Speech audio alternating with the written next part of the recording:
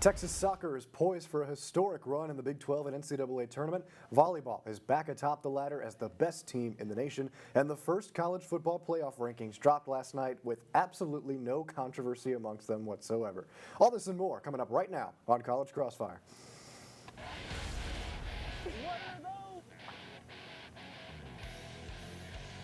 Coming back to that 2021 MVP. He's better than Josh Allen. He's better than Major Mayfield. He's not better than Mahomes. I can't say that. What the mythic thing you get kicked. So, You know, bag of money or whatever, some food inside of them. No, that is a great answer. How dare you? Oh, man. Good evening, one and all, and welcome to College Crossfire, the best collegiate sports debate show in the world. I'm your host, Tommy Yarrish, and we've got another great show lined up for you as always. Let's go ahead and meet our contestants. On first base, he's coming back after winning his first ever appearance on College Crossfire 2 weeks ago. It's Courtney Machani. Courtney, how are you? Excited to be here. I had a little bye week last week, but I'm excited to be back for my second try at this. Hey, they say bye weeks never come at a bad time. We'll talk about that a little bit later. And you've come prepared tonight. You've got at least a 2-gallon jug of water here next to you. Yeah. Hydration is important, folks. Courtney staying hydrated. Good to have you back with us, Courtney. And next to him on second base, last week's Halloween episode champion. You may remember her as Joe Burrow, but today she's back as Ceci Rodriguez. Ceci, how's it going? It's going good. Kind of a rough week, but I love being here. So I'm excited to maybe get another win and continue the streak. Let's go. Back as Ceci this week, but you still got that LSU 2019 championship ring on the right finger. Let's go. So still popping the gems here, even though we're at the University of Texas. And last but certainly not least, making her TSTV and Crossfire debut tonight. Her first impression of me last week was just some idiot with a mullet and a comically oversized football helmet as a costume. But she still bravely came back to be with us tonight. It's Stella Laitman. Stella, welcome to the show. How's it going? Amazing. I'm very excited to be here. First time on the show. Looking forward to the debate. And thanks for coming back. I know that must have been daunting seeing some dummy walking around with a mullet around and acting like he was Quinn Ewers. But really great to have all three of you here with me tonight. Let's go ahead and get this show right on the road. Texas soccer has been on an absolute tear this year, 14-1-4 overall, and they recently steamrolled Kansas State 4-0 in the opening round of the Big 12 tournament.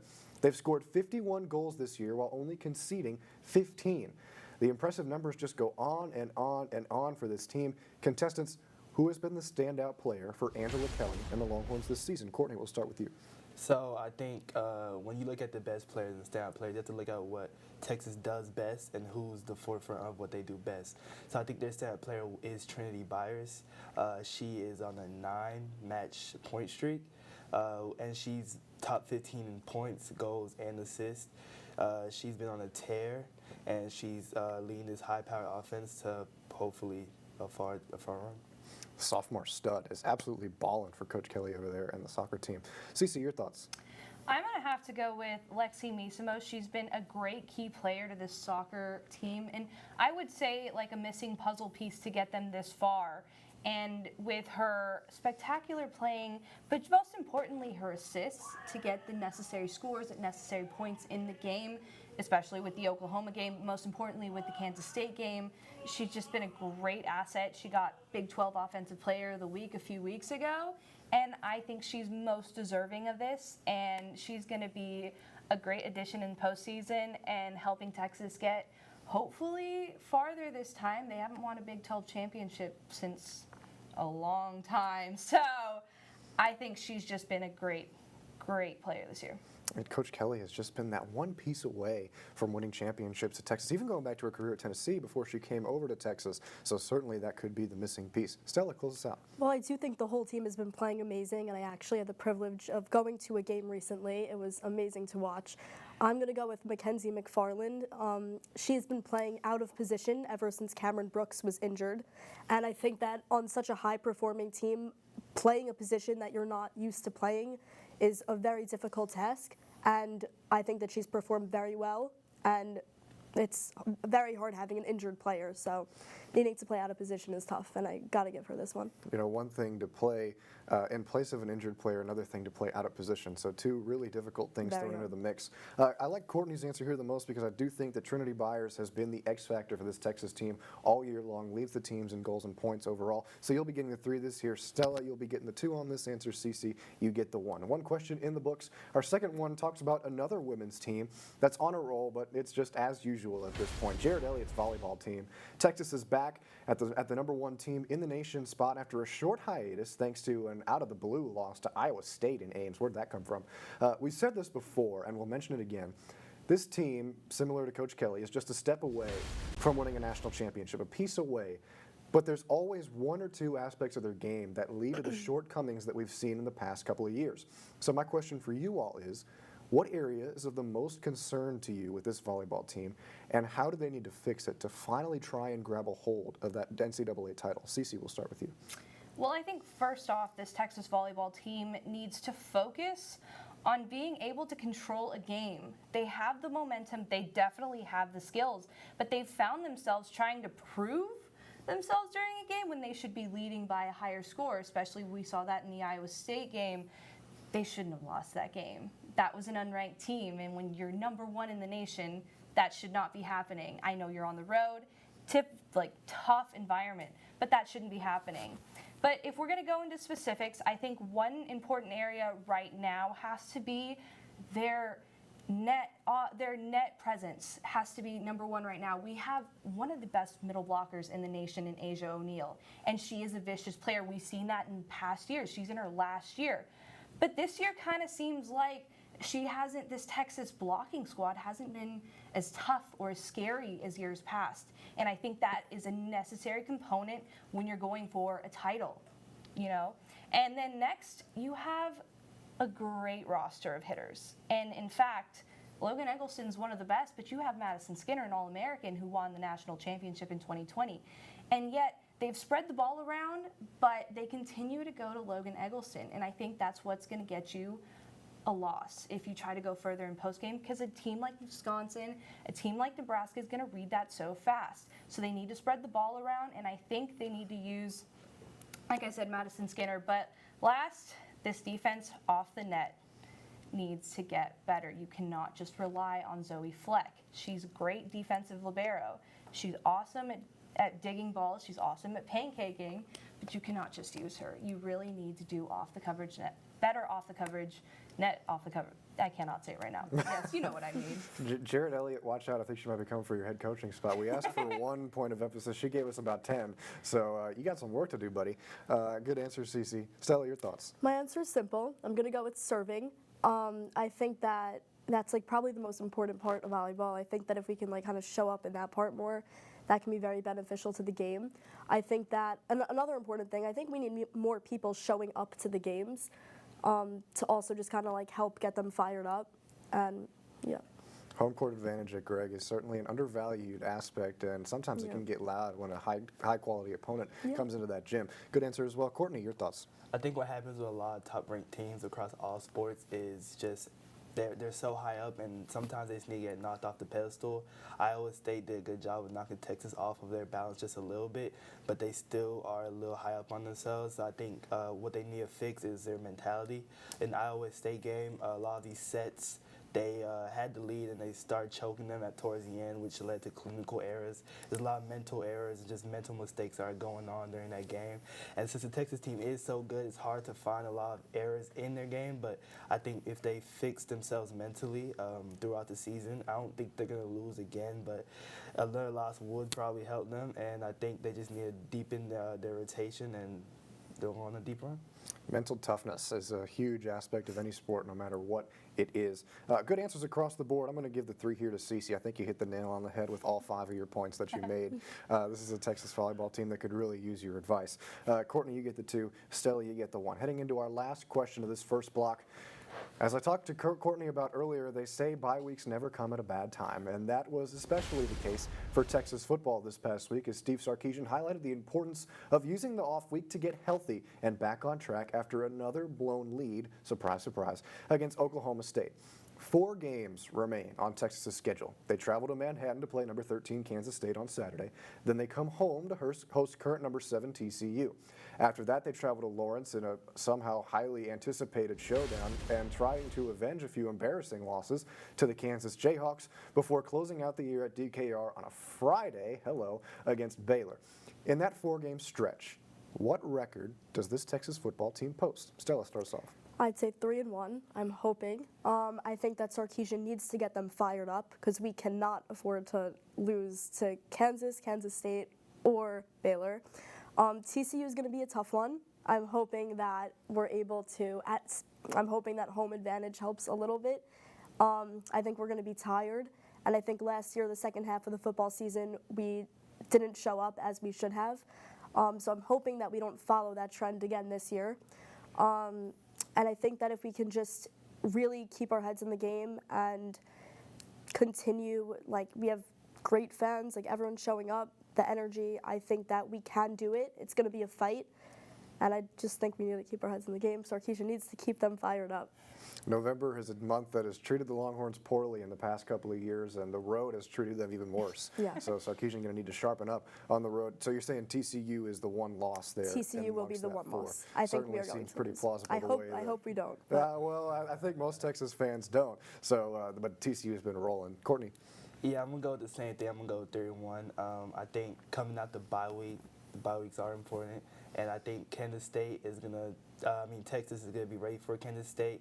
They're going to get a little more healthy and a little bit more ready. And, Kansas State is good at taking the ball through the air with their turnovers, interceptions. I think Quinn is going to get that fixed up a little bit in the bye week, and they're going to win versus Kansas State. TCU's high up for a reason in the rankings. They know how to close out games in close situations, something that Texas does not know how to do at all. And so I think that they're going to lose that game. But I think later against Baylor and Kansas, yeah. Those teams are going to be out of it at that point. They're probably just going to be looking towards the next year, and I think they're going to go ahead and finish out the season with 2-0. So I think they'll go 3-1.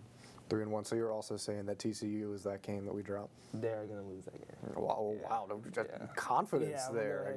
So someone is a Horned Frogs fan over here and a Max Duggan believer. Most people are the year, the way that Duggan has been playing.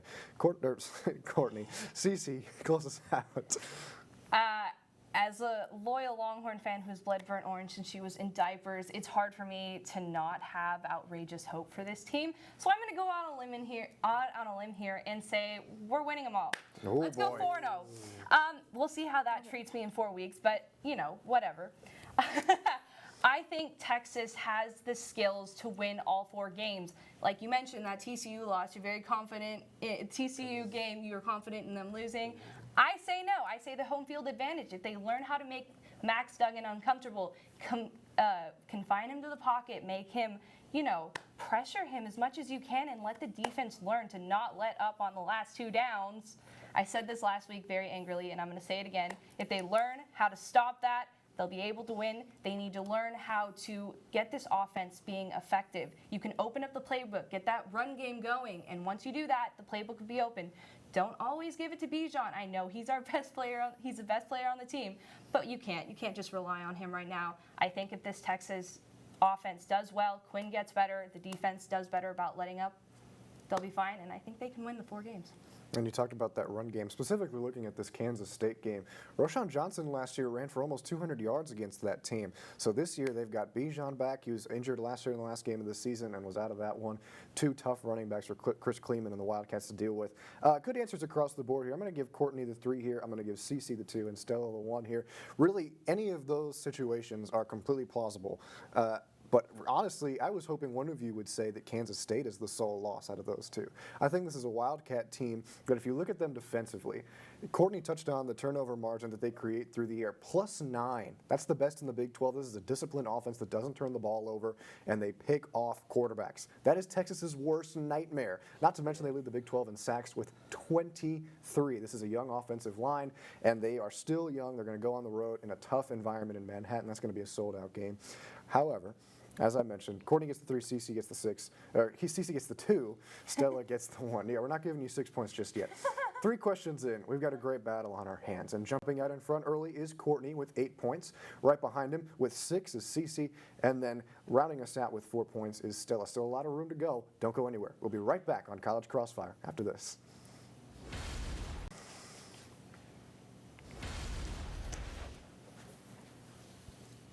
Welcome back to College Crossfire. Let's start with a quick score recap. In first place with 8 points, it's Courtney. Behind him in second with 6 is Ceci. And in third place with 4 is Stella. Let's get back on track. Still anybody's game. Speaking of anybody's game, 3 games into the World Series, the Philadelphia Phillies hold a 2-1 lead over the Houston Astros following an offensive explosion last night as the Phils hammered 5 home runs to win Game 3 7-0. This is a best-of-7 series, though, and while it was an off night for Houston, they still had some bright spots. That being said, who has the edge in the best of this series? We're going to start with this one for Stella. I'm going to go with Philly. I think that they are the underdogs. I think that they are hungry for a championship win. And I think that they have the mental edge for sure. I think that Houston has been in this position, I think, 4 times in the past 6 years now. Like, they've been at the top. I think Philly wants it more. And I would definitely say they have, like, the hitters, the advantage there. Bryce Harper, he's amazing. And I think that they want it more, and I think that the mental edge will 100% show in these next upcoming games. Anytime you travel to play a sports team in Philly, things get about 10 times more difficult for you and your team, and that was evident last night. Courtney, your thoughts? Yeah, I'm also going to go ahead and go Philly here. I think they came into the series as underdogs. They've been underdogs mostly this whole playoff run, and they've definitely shown that they do have that dog in them. I mean, they've been going crazy.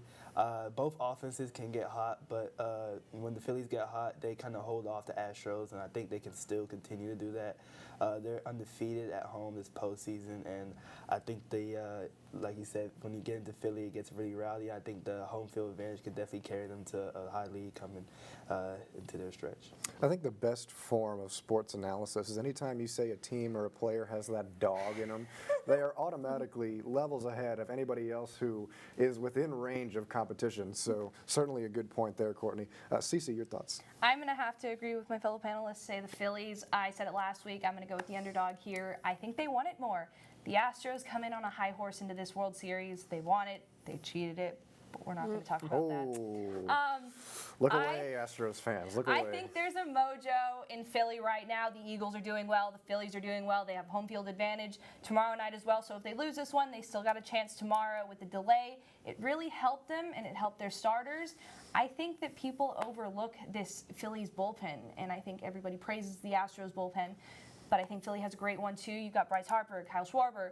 They have a great stacked team, and they want it more. So if Philly ends up taking this World Series and getting the pennant, I will not be surprised, but I'm going to go with Philly having the edge right now. All right, so 3 straight picks for Philadelphia, which basically means who had the best explanation. All great explanations. I'm going to give Stella the 3 here, Ceci the 2, and Courtney the 1. Good explanations across the board, nonetheless. The NFL trade deadline was yesterday, and teams scrambled to make moves before the 4 p.m. Eastern Time cutoff, leading to one of the more action-packed trade deadline weeks in league history, with several notable players on the move to new homes, such as Chase Claypool coming to my Bears to help Justin Fields win a Super Bowl. Anyways, what did you all think was... Don't laugh, Justin. You know it's true. We got Falcons fan Justin over here who blows 28-3 leads, laughing at me. Back to the question. Over the past few days, which team was it that made the best transaction, and why? Ceci, we'll start with you. I'm going to go with T.J. Hawkinson from the Lions to the Minnesota Vikings. Yet again, Detroit screwed themselves over and got the short end of the stick. Well, you know, they're the Lions. But I think this was a great trade. It added to Minnesota's stacked team. They've been doing well. And you have Justin Jefferson. You have Dalvin Cook. You had Adam Thielen. And, you know, your favorite average fantasy quarterback, Kirk Cousins. And I think TJ is gonna be a great addition to this team. I think Minnesota has a great chance to do better the rest of the season. But that was my favorite trade coming in under the deadline. Hey, starting quarterback for the fellas fantasy team. The fellas love Joe Buck. Kirk, I'm going to need 30 from you on Sunday. Courtney.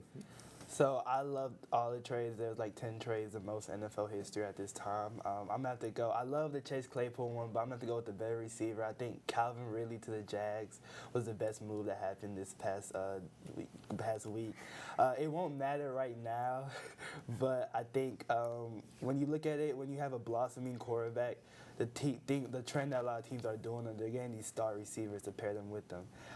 Calvin really hasn't played in about a year, but when we saw Calvin Ridley, he kept getting better and better and better. He, by his peers, he's always tied as one of the best route runners in the league. And you see the trade Tyreek for Tua. Tua's doing amazing. Josh Allen blossomed once he got Stephon Diggs. DeAndre Hopkins when he went to Arizona helped Kyler out. I mean, you can even go back to when Peyton Manning got Marvin Harrison. I mean, it's just these quarterbacks need these top receivers. And I think that Calvin Ridley at his best can be in the upper echelon receivers. Christian Kirk is great, but I think if Calvin Ridley can really put a full year of football up under his belt, he'll show why he's. I have a couple questions with that answer, Courtney. So you're putting Calvin Ridley in the same conversation as Stephon Diggs, DeAndre Hopkins, and Tyreek Hill.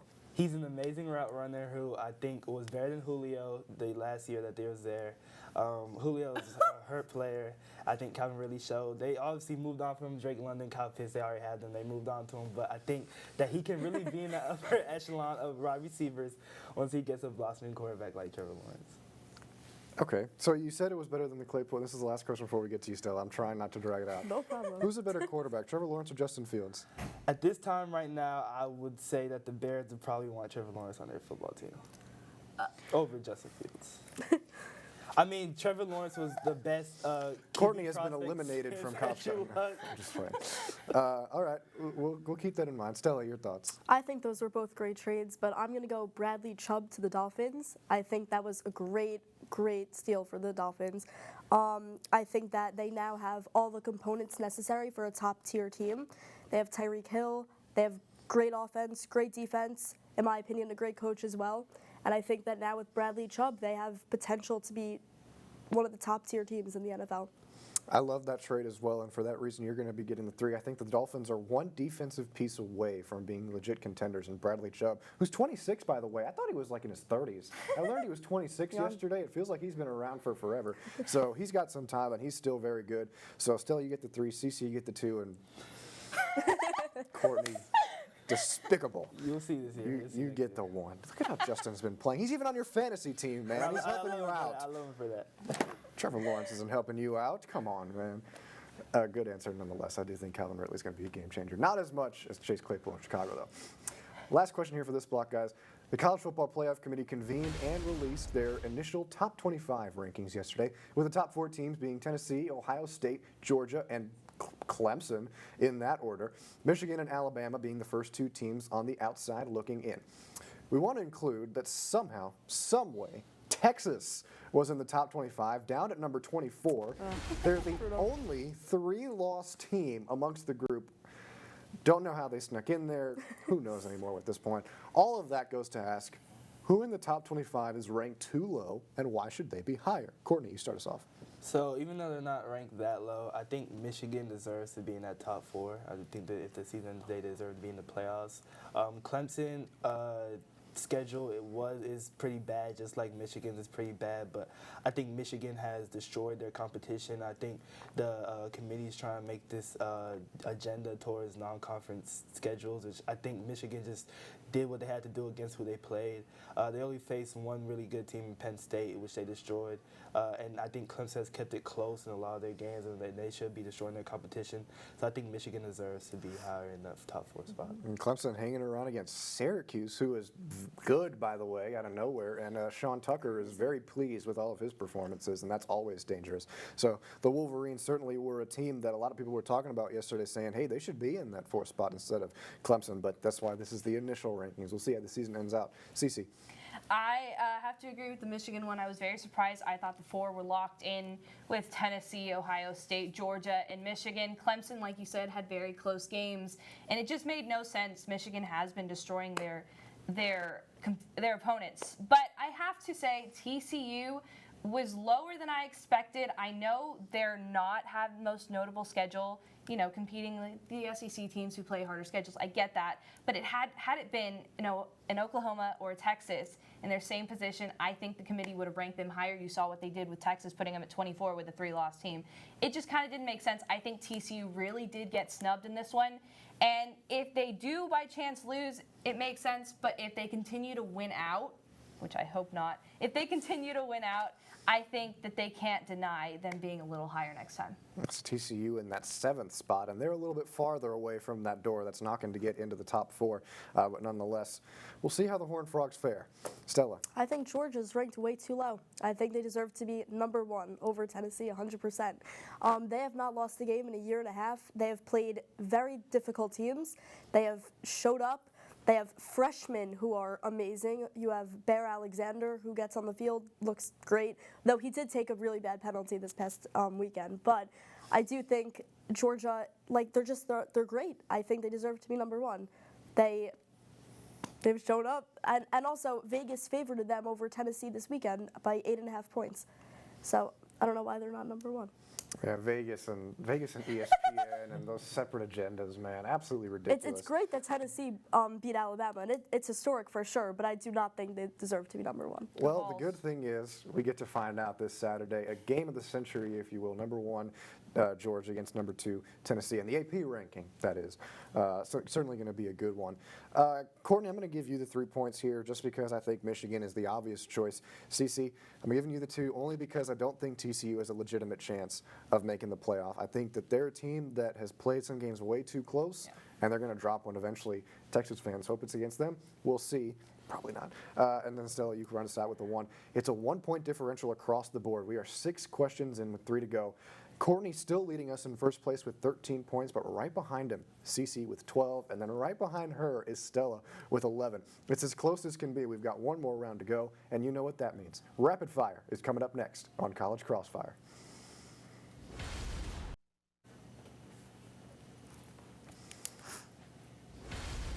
It's time for the last 3 questions of the night for us here on College Crossfire, and you know what that means. It's the rapid fire round where the points are double, so it's anyone's game. If you're new to the show, Rapid Fire is our 3rd and final segment where our contestants will have to answer 3 questions just like they have the rest of the night in the last 2 rounds, but this time they have no idea what I'll be asking. Everything is off the dome. They say defense wins championships, but that's not true. Rapid Fire wins championships. Let's find out who tonight's champion will be. Here we go. And I hate that we're talking about cars driving fast against each other again, but Oh my God. even I can admit that what happened last weekend in NASCAR was absolutely unreal. Ross Chastain, and we'll roll the clip here, needed 2 points in this race. And on the final lap, he got them in miraculous fashion by riding the wall in video game-like fashion to qualify himself for the NASCAR championship.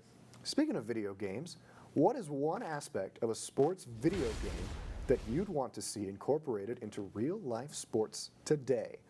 Anybody can start. I'm going to go with Mario Kart. I want my rocket ship.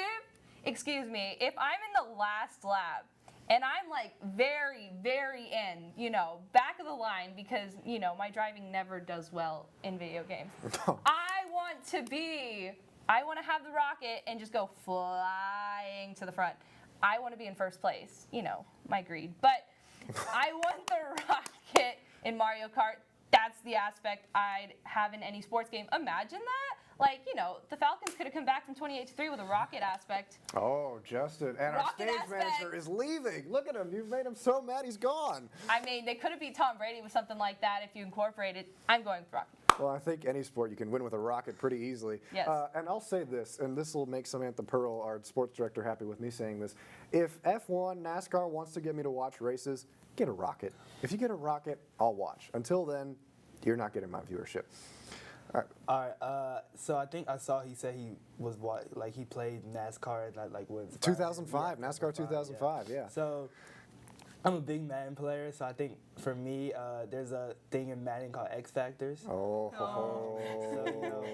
once you do really good, you get that X Factor going. There's Bazooka. I mean, there's First One Free. There's a lot of them. I think I would love to just see Mahomes do a couple good in the game, get that Bazooka, extra 15 yards on the arm, just launching it as far as he could go. I mean, I mean, just imagine seeing like Saquon Barkley just having first one free and just doing 10 jukes in a row. I mean, like, just change the game. I mean, Lamar with escape artists, like, he was just can't stop him. Even Lamar a couple years ago with Truss. Oh, yeah. That was awful to play against. I played religiously with the Bears and Madden, and I would have to Roquan Smith, quarterback spy Lamar Jackson whenever I'd play the Ravens. And every time, the guys I would play would just do a quarterback draw and take it 60 yards for a touchdown.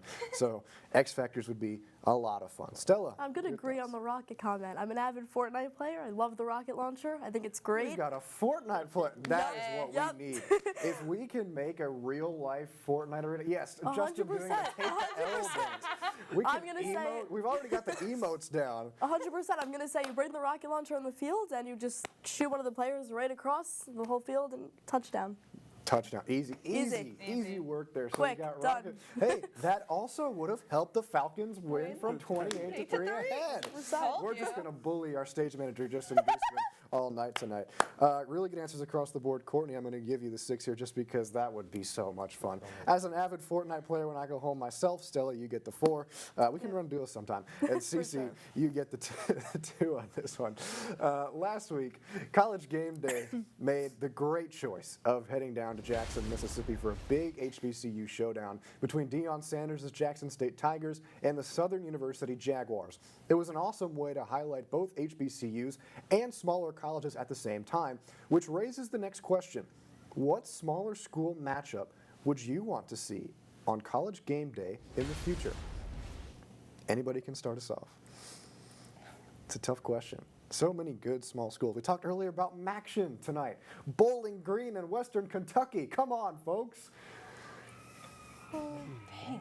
That's hard. If you want highlights from that game, go and follow the best college football Twitter account, Sickos Committee. They're going to have all of the worst plays that'll just have you rolling over laughing if you follow Sickos Committee, the best Twitter account for Which college team football. beat A&M? And it was like a huge deal. Appalachian State. I'll go with Appalachian State. I'd like to see them play someone. Appalachian State getting their Appalachian second College State. Game Day appearance of the year. That would be a lot of fun. A beautiful background that week up there at App State. And a crazy game, too. This is really Tough troubling. one.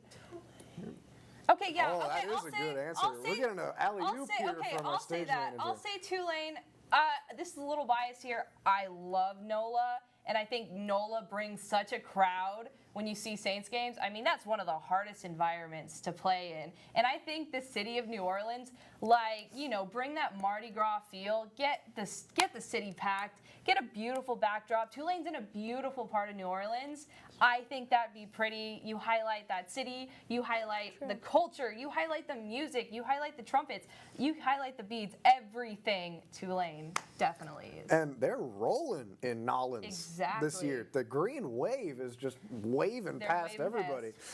And let me just say this. I think Texas fans are passionate, and people in the state of Texas are passionate about their football teams. There is no one more passionate about football and their teams than folks in Louisiana, by far. New Orleans would be a fantastic venue for College Game Day. Courtney, round us I think out. I'm going to go with another Louisiana school, not in New Orleans, a little more upper rusty. I'm going to go with Grambling. I think continue with the HBCU flavor. Grambling is one of the most historic programs in HBCU football and SWAC. And I think that, like, just going over there, amazing, like, just vibe. I've been there a couple times, and every time I'm there, I love it. So I think Grambling would just be a perfect spot. Grambling would be a wonderful spot. And they've assembled a pretty good team here in the past couple of years. So another HBCU there that would be really fun to go to. I like Ceci's answer the most here just because New Orleans would be such a good time. And that would be such a good game, and especially the way the Tulane is rolling. I'll give Courtney the 4 here. Sticking with the HBCU answer, Stella, you're going to get the 2. Last question here for all the marbles, guys. Here we go. We talked about the trade deadline in the NFL earlier in the show, and I want to come back to that and revisit the topic again, but this time make it a little bit more personal. Some teams made a lot of moves, others made none. What trade would you have wanted your favorite team to make that they didn't?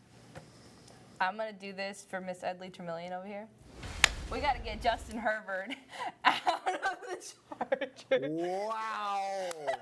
You're going to trade your franchise quarterback? Just wait for me. Just wait. I think if you trade him out, I think he could do great any other place but LA. I think he's a franchise quarterback, yes. but I think he needs to go somewhere better, switch with somebody else. I think he is being swallowed by this Chargers team and not showing his full potential, and she'll agree with me on this 100%. But I think you trade Justin Herbert out of LA because LA has no real fans coming to their game. Just check out SoFi. Check out SoFi any Sunday. So yeah, trade Justin Herbert. Get him out of LA. So if you're looking for something in return, because I mean you got to get something for Justin Herbert. See, I can't think of it right now. All right, it's okay. We don't need to sit down and become general managers. Two more spots left. I'm New Orleans Saints, black and gold all the way till I die. I think we need a head coach, but I'm not going to really trade for that right now. I think what we really need is a quarterback. I mean, you're not an Andy Dalton fan? No. Chicago Bear legend Andy Dalton, by the way? Justin Herbert to I New would Orleans. love to get Justin Herbert to New Oh, Orleans. that would break the league. mean, Aaron Rodgers is getting wasted over there. Derek Carr, we destroyed the Raiders. I mean, he could. I don't know about Derek Carr, but I mean, me either.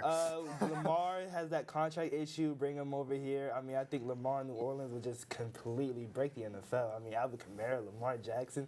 Give me Lamar Jackson. I love Justin Herbert. Give me Lamar Jackson. What are these trades, man? We're just throwing franchise quarterbacks out here like it's nothing. I think if Lamar Jackson went to New Orleans, first of all, New Orleans would just ascend into the heavens. It would start rising up, and the rest of the world would burn to the ground. That would be unstoppable. Chris Olave would have a field day. Michael Thomas, slant boy, would have a field day.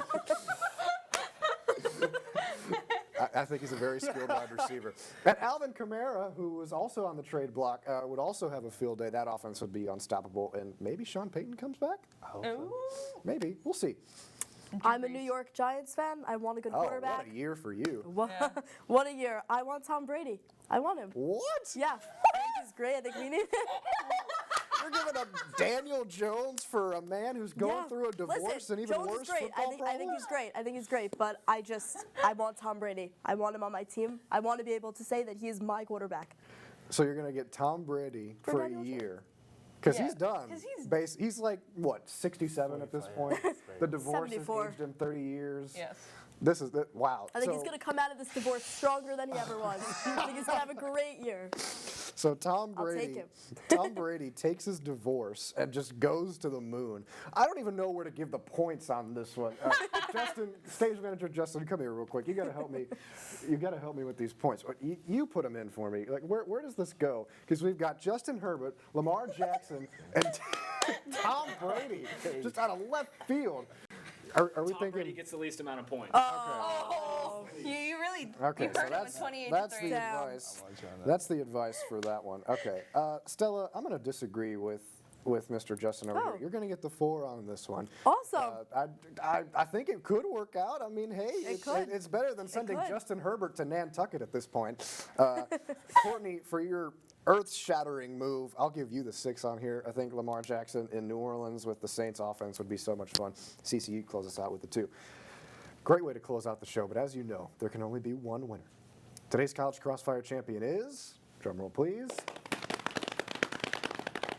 Courtney Machani, back-to-back on the show, wins this one with 29 points. Justin, we got time for FaceTime.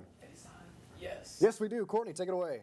All right, I guess that bye week does win championships. I'm on bye week, so I proved successful. I listened to Migos before I came in here, so Rest in peace to rest in Take Off. peace to Take Off. Got me a little inspirational, and yeah, I'm ready to come back next week for another win.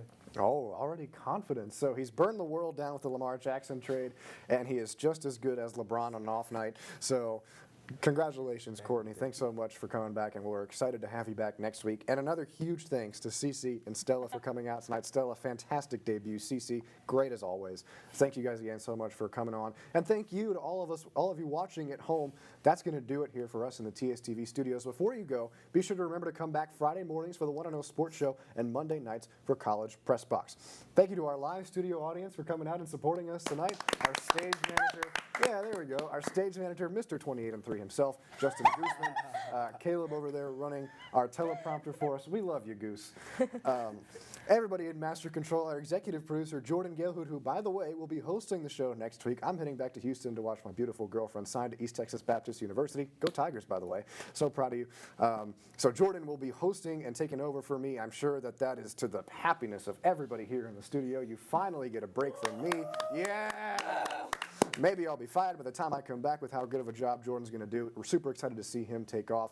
But otherwise, for the rest of the crew tonight, my name is Tommy Yarrish saying good night, and we'll see you next time.